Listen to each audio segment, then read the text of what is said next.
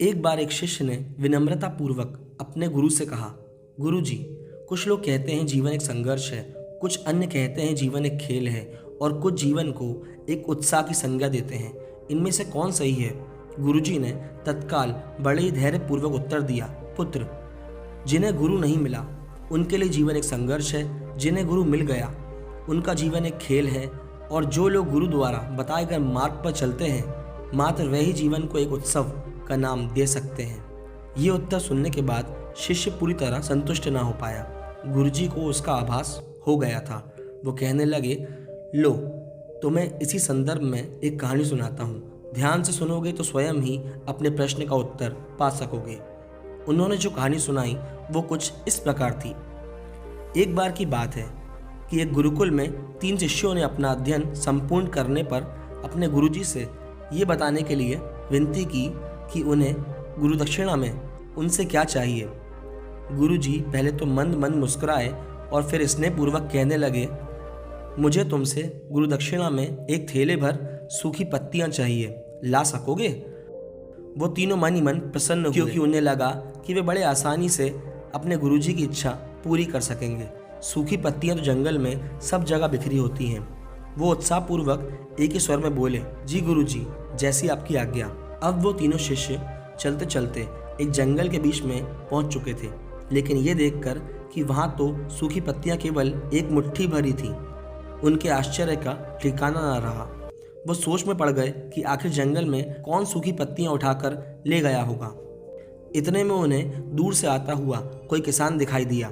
वे उसके पास पहुंचकर उससे विनम्रता पूर्वक याचना करने लगे कि उन्हें केवल एक थैला सूखी पत्तियां चाहिए।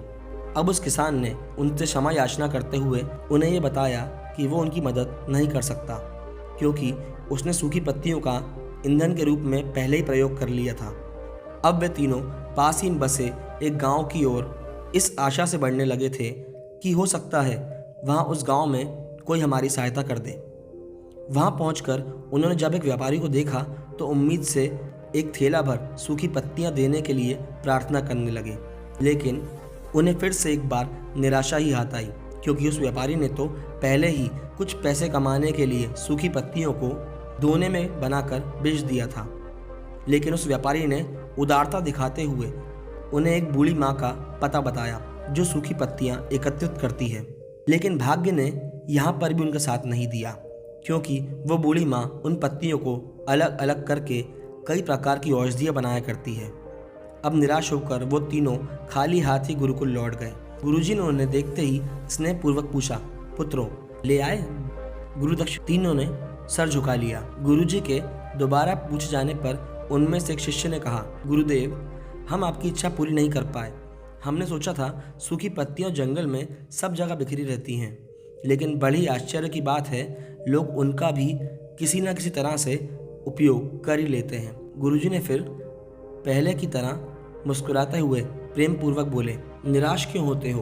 प्रसन्न हो जाओ। और यही ज्ञान की सूखी पत्तियां व्यर्थ नहीं हुआ करती, बल्कि उनके भी अनेक उपयोग हुआ करते हैं। मुझे गुरु दक्षिणा के रूप में दे दो। तीनों शिष्य गुरुजी को प्रणाम करके खुशी खुशी अपने घर चले गए। वो शिष्य जो गुरुजी की कहानी मन लगा के सुन रहा था, अचानक बड़े उत्साह से बोला, गुरुजी, अब मुझे अच्छी तरह से ज्ञात हो गया है कि आप क्या कहना चाहते हो। आपका संकेत इसी की ओर है ना कि सभी जगह सूखी पत्तियां, अच्छी हो या बुरी, किसी न किसी उपयोग में आती है। तो फिर हम कैसे किसी भी वस्तु या व्यक्ति को छोटा और महत्वहीन मानकर उसका तिरस्कार कर सकते हैं? चींटी से लेकर हाथी तक और सुई से लेकर तलवार तक सभी का अपना अपना महत्व होता है।